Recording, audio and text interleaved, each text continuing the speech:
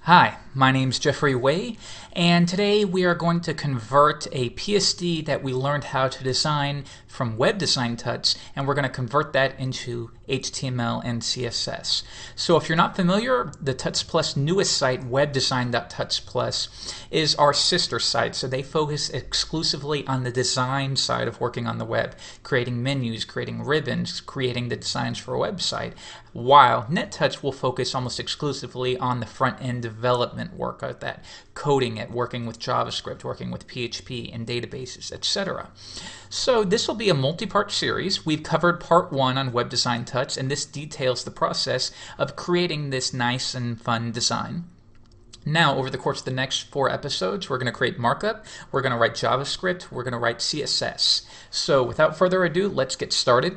Here is the final coded version. We need to do a little bit more work to work on the fonts, but we're going to work on that later. But you can see it's a very simple app. We have some nice fun CSS3 transitions in play here, like so. We're doing shadows, so you're going to learn how to do a lot of stuff.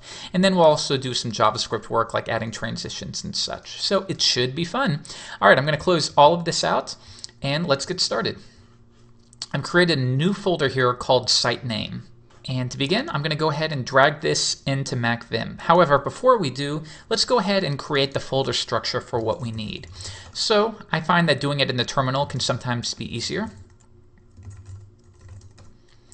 So we begin, I want to have, of course, an index.html file, and I want to have a JavaScript folder as well as an images folder. And we should also have a CSS folder as well. So let's CD into the JS folder, and let's touch a scripts.js file. Next, let's go into the CSS folder, and again, I'm going to touch a style.css folder. And if I close that out, now we have our entire markup. Very cool. All right, so let's get into coding this, and we'll try to do this quickly for you. So I'm going to open this up in my favorite editor, MacVim. And we're going to start with a clean slate. So the first step, of course, is to start with some kind of text snippet. Always don't repeat yourself for every project. So that's why I recommend using a tool if you're a Mac user like Snippets, or for PC there's a variety as well. And I'm going to insert my beginning boilerplate. So I'll look for boilerplate. And we'll quickly go over this. There's a lot of cool things here. So we begin by using the new HTML5 doc type that everybody can use. Older browsers will simply fall back to standards mode. This is a tool. This is from Stoyan's site, phpid.com. And it's just a way to improve performance in certain situations, so be sure to refer there. This line right here ensures that we're using the latest IE rendering engine, no matter what. This will reference our favicon. That'll be displayed within the address bar of your browser. Here, the Apple Touch icon. If you're an iPhone user or even an Android user, if you want to add a web page to your home screen, this line right here will allow you to specify which image is used, and you'll want to use a high-res kind of a square icon for that. Make sure you name it Apple Touch icon. Here we're referencing our style.css file. And then here, we can target handheld, so we can target the mobile browsers that are really not up to snuff, like compared to the iPhone or BlackBerry or Windows Phone. These are for the older phones, so that you can provide a very basic one-column layout. And then here, we're also referencing Remy Sharp's HTML5 shiv, or you might have heard it referred to as the shim. And the basic idea behind this is we want to use the new HTML5 elements, so nav and header and section and footer. However, IE has some issues with that where it doesn't really understand what they are, so it just doesn't display them correctly. But there's a trick where with JavaScript, if you call document.createElement header, it will miraculously trigger Internet Explorer into understanding what it is. So what Remy Sharp did was he created a very small script that will take care of this for us. And it also fixes some issues when printing, where you would have issues before where printing a document would screw up the layout. This will take care of that as well. And that's it. We're also referencing jQuery for in the future. And I'll make sure I change that to the most recent version of jQuery 1.4.4. All right, so let's take a look at our design. This is what we have here that the creator Mahmood designed. And if we want to check this out First thing you should always do is figure out what the width is of your project. And if I measure here, you can see it's 960 pixels. So he's working with the 960 grid system, and we can get that. So that's the first step. Let's go to 960.js. If you're not familiar with this, I created a screencast on it, and you can refer right here, and I go over exactly how to use the 960 framework. But don't worry, if you've never used it before, I'll teach you how to do it in these videos as well. All right, so let's go to the top, and I'm going to download it to my desktop, and it's created by a man named Nathan Smith. So here, let's unzip this, and we want to go in here, and the main files that we need are going to be located within the code folder. So I'm going to grab that, and these are the demos, so we don't need the demos. I just need the CSS files. Now, if we come back to our project, we can see that the creator, Mahmoud, he's using the 24-column grid, not the default 12-column grid. So here, I need to grab the 24 version of the 960 framework, and he also includes a reset file. It's just a base reset, pretty common. And then he also has a typography style sheet that'll just kind of get you up and running again with some basic typography on your website. So we're going to copy all of those, and I'm going to paste them into my CSS folder like so. Now, one thing you want to be careful about is here, you don't want to have too many HTTP requests, and this is where the web browser is having to load multiple style sheets. So it's a good practice to, upon deployment, group all of these into one single style sheet. So let's go back into our editor and let's reference these files. So you want to make sure at the very top is we first reference the reset file, then the 960 framework, then the typography file, and then our custom style sheet.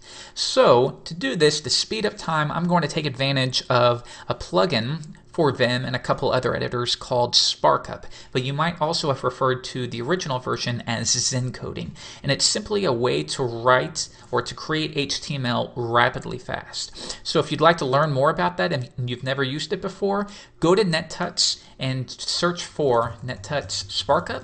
You could search for that one right there, or you could also search for Zencoding, and I have a video on that as well. But if you've never used it, don't worry, it doesn't really affect this. It's just a way for me to code faster.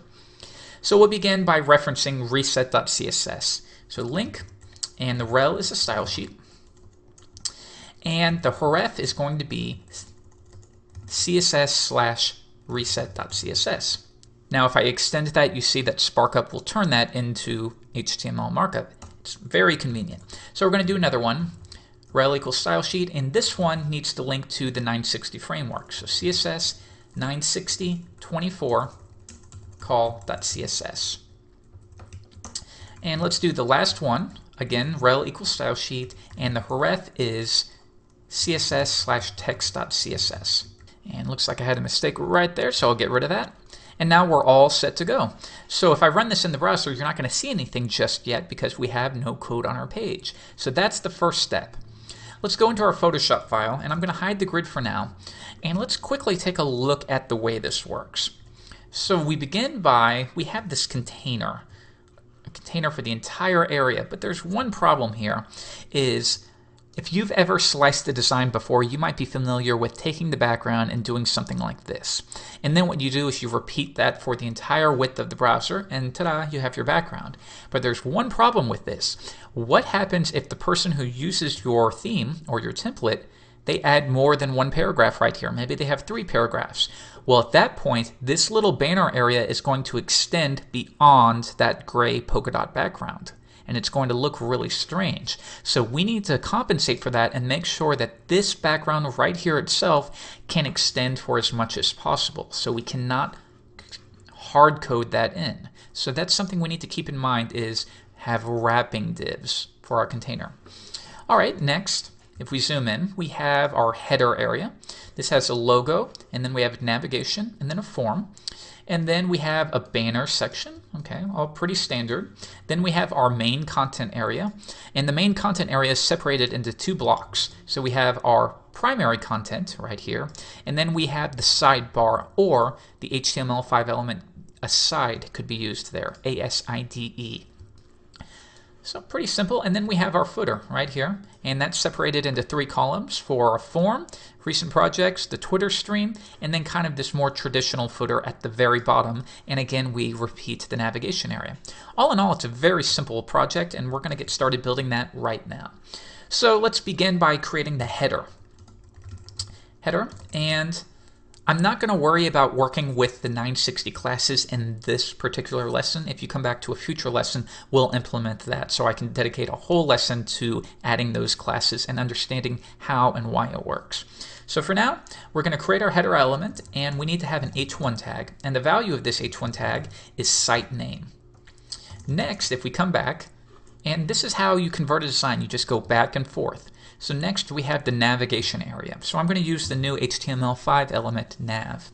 And nav is going to contain an unordered list, and this unordered list will have, let's see how many list items, 5 list items. So I'm going to do times 5, and each list item will have an anchor tag. And the href, we're not building a full website, so the hrefs will just go to the £. And now we need to give a value to each one. And you know what? I'll keep it like that is. So you'll see that Markup will create all of this markup for me. Very helpful. So we need home, about, portfolio, blog, contact. Home, about, portfolio, blog, and contact. Now there's something I want you to be aware of is notice how in the PSD, Mahmoud, the creator, is using all uppercase. And I'm going to do that here. However, it's not necessary, and maybe it's even a better practice to type it just normal, and then you can use CSS text transform to turn all of these letters into uppercase. So that's something to keep in mind. Alright, so now we've taken care of our logo and our navigation area. The next step is to build this little social networking links within the header area. So we have a couple options. In this case, why don't we use the menu? This is another new HTML5 element. Within here, we're going to have a UL with an ID of head social. That sounds fine. And let's see how many links we have. 1, 2, 3, 4. So we'll do 4. Each list item will have an anchor tag, again, linking to nowhere. And then the anchor tag is going to have a value. Actually, the anchor tag should have an image as well, because we don't want to place these social networking icons as the background of our project. So I'm going to make sure I add those in as well. So we'll do an image, and the source equals nothing for now. We'll add that later when we slice our design. And we'll also do an alt. So if I expand to that, again, we can add these in. So we'll begin by assuming what the final path names will be, and then if we need to later, we can change that. So we'll begin with saying, let's put these in the images folder and an icons folder. And the first one will be facebook.ping. All right, the next one's going to be images, icons, and the next one, I believe that was drivel. All right, the next one is going to be images / icons / twitter.ping. And then the final one is for Flickr. So we'll do that one, Flickr. All right, and that takes care of that section. So we come back. Now we need to take care of the form, the search form that we see right here. So we'll do that after our menu element. And we'll keep it simple, form. We'll do the action equals nothing because we're not building a fully functioning form right now. And we'll also do the method. This could be post or get mostly, so we'll keep it to get. Don't worry about that right now if you're not familiar with server-side languages. And now within the form we'll have a paragraph tag, and this paragraph tag will have a value of search. Or, you know what, let's first put in our input. So this input is going to have a type of text, and we'll give it a name of search and maybe an ID of search as well. And that looks good. So we also need to give this a value. So you have a couple options here. We can hard code it in like so, search. Or if you want, place search as the value of the input or the text. Now the only problem here is when the user clicks on that input, they would then, unless we add some JavaScript to it, have to manually delete that search text from it. Another option is to use an HTML5 attribute, placeholder. And what this will do, and it's only implemented in WebKit and Opera browsers at the moment. So if I view this in the browser, it's not going to work in Firefox just yet. But the way placeholder works is when you're not focused on that particular input, it'll display something. And as you can see here, it's not displaying in Firefox. But if I go into Chrome, it displays that. And then as soon as you click on it, it'll disappear. So this is the nice thing about some of the HTML5 attributes is they degrade gracefully. There's nothing wrong with using them. Firefox users simply won't get that. But don't rely on it 100% because in Firefox, if we did not have this label right here, we wouldn't know what this input box was for. So always keep that in mind. Okay, so let's come back. And we have our form. That should be fine right now. We could put that in a label if we wanted to, but no need to for the time being. So the next step is to work on our banner. So if I scroll out, you can see that we have this banner area. And remember earlier I told you we have to make sure that the background of this banner can extend vertically as much as it needs to for as much text as you have here. So I need to make sure that I have a wrapping div, maybe banner wrap, and then an inner div, and that inner div will be the centered section that we see right here. All right, so let's begin working on that. I can get rid of header, or I'm not get rid of it, but I can finish that up.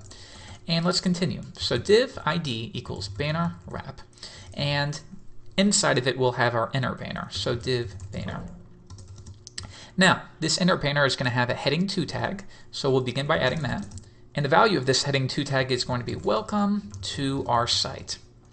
What else do we have? So then we have these featured images. Now each of these is going to be its own image so that they can be changed dynamically. So I'm going to make sure that they're wrapped within their own divs so that we can position them if we need to. So we'll do div featured, and this div is going to have 2 images. And each one is going to have a source, and for now we'll just give it an alt of featured. And if we extend that, that's been added. So we'll begin by, again, just guessing something. We'll call it featured img1, and the next one img featured img2. And then we can change that if we need to. So that takes care of our featured section. Next, we need to add this text. So we'll go ahead and add that now. And we'll have, let's do 2 paragraphs of text, so p times 2. And I'm going to add a text snippet for a short snippet of lorem text. And now that's been added. So you can see using a program like Zencoding or SparkUp can save you so much time, and I highly recommend you use it if you're not already. Let's come back, and now I need to add 2 buttons and then finally the breadcrumbs. So here we'll just do it manually. And we'll say button, and the first one is called Learn More. Alternatively, we could use an input with a type of submit. And then this next one is going to be our work. So let's come back, and if we come into Firefox, refresh the page, we're starting to get there. Everything's looking really good. So the next step is, let's get these breadcrumbs out of the way. So at the bottom, let's just place it within a p tag for now, and we'll give it an ID of breadcrumbs just in case we need to access it later. And within here, we'll give it a value of your here. If we come back, we can see that there's a home link and a welcome link. So we're just going to put these in like so, home, and then welcome. And we can make these prettier if we need to later. So I need to wrap each home and welcome within links, presumably. So surround tag, and we'll surround it within an anchor tag. And then I'm going to do the same thing for welcome, like so. So let's come back in Firefox, make sure that was done correctly. Okay, that looks just fine. All right, what's next on the list? Let's come down, and now we can work on the main content area, which is going to have the primary content and this aside area. So we'll do that right now. So after our closing div, and if you want, you can mark it end banner wrap. Now we can begin working on the main content section. So we'll do div main, and within here we need to have 2 elements. So we have the primary section, and then we're also going to have the aside section, like so. So within primary, we have first from the blog. We'll do h3, and we'll call it from the blog.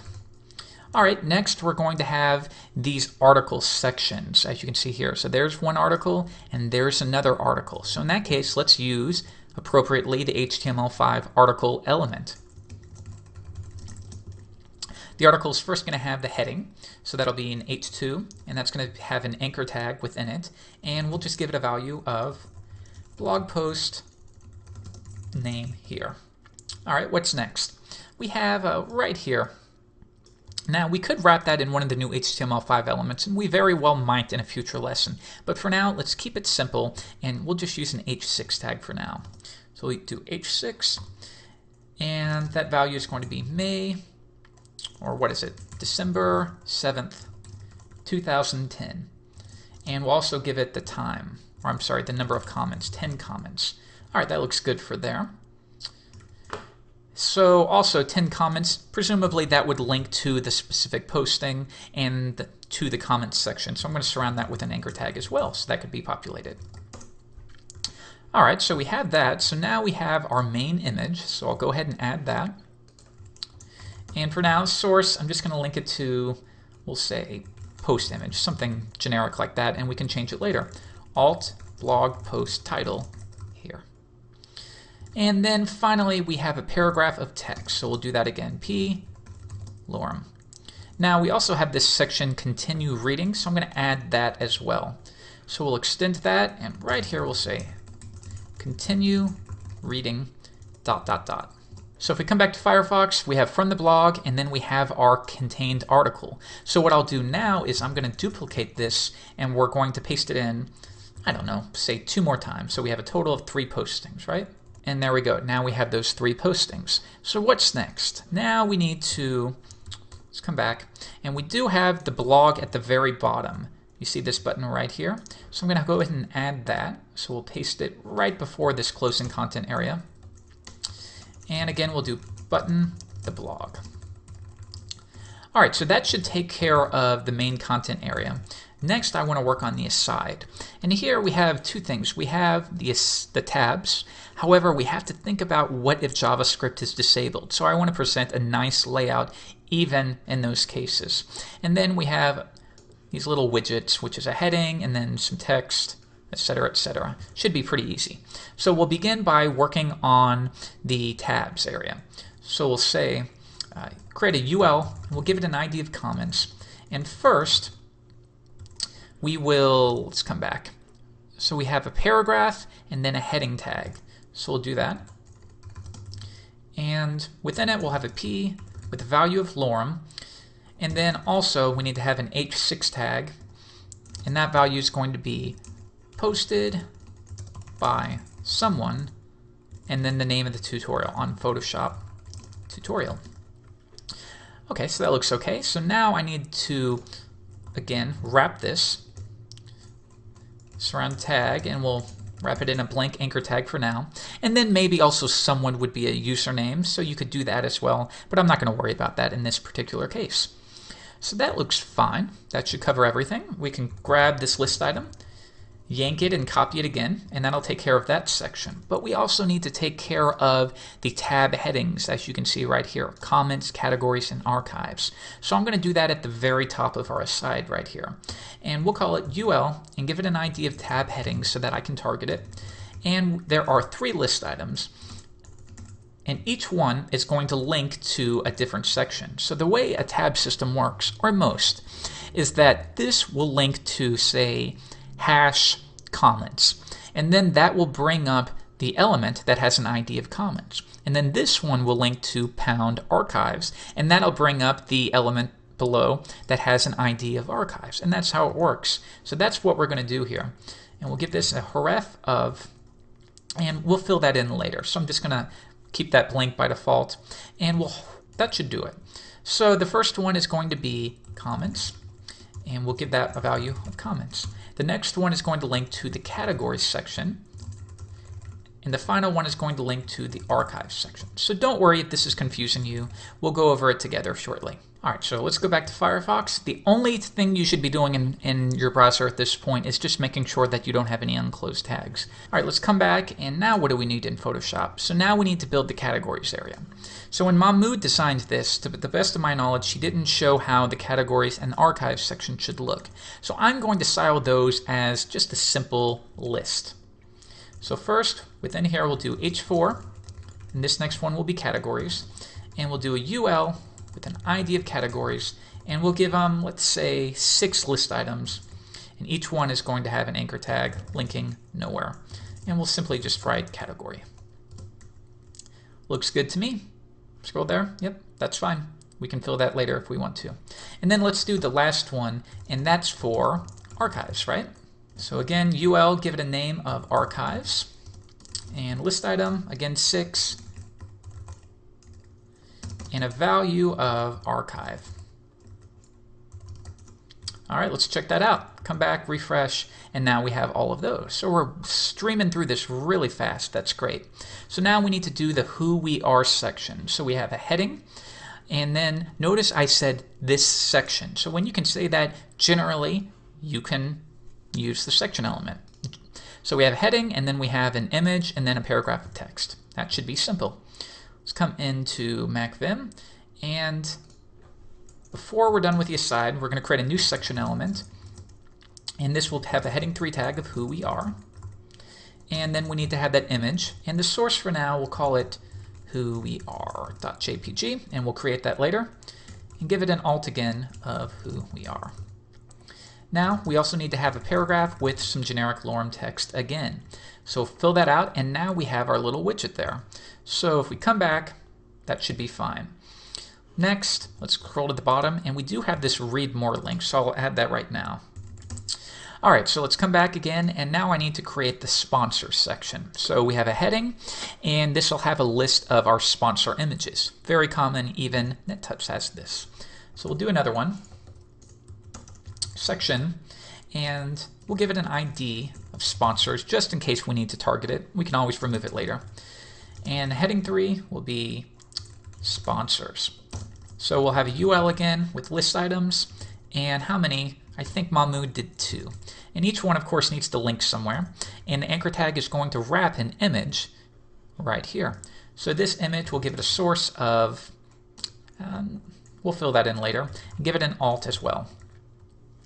So I'll scroll down and fill this information in, and that'll link to nowhere for now. And the source is, let's say, img/codecanyon.net.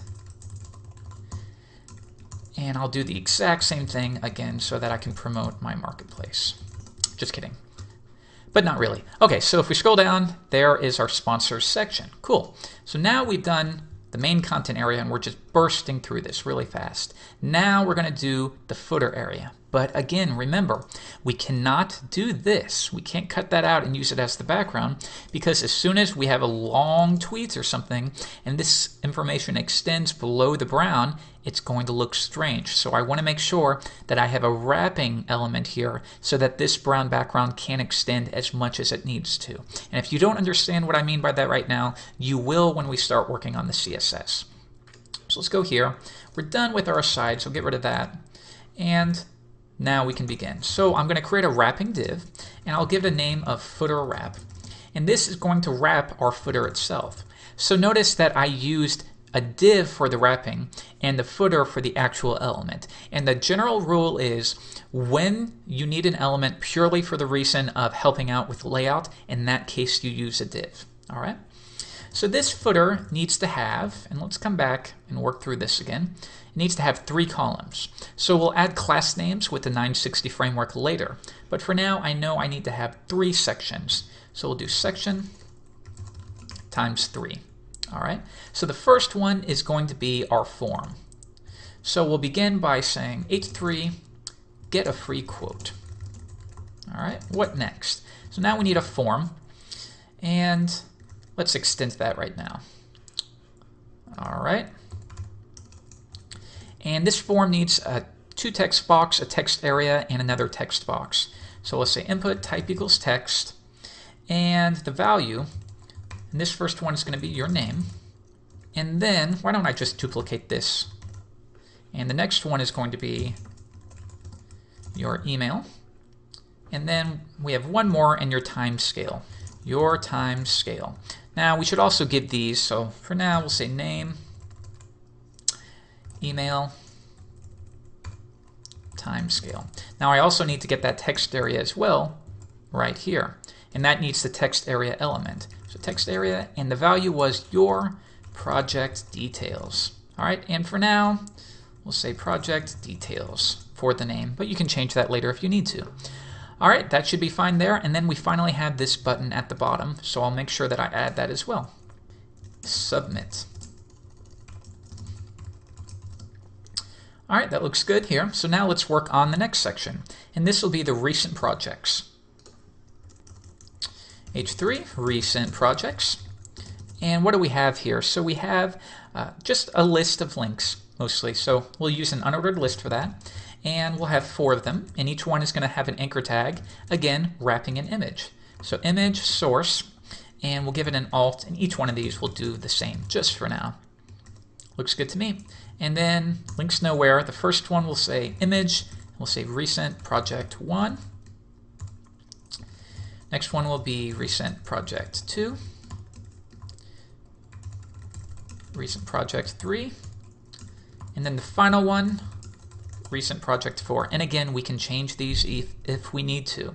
So that should take care of it. And then finally, we have that portfolio button. And I'm going to add that as well.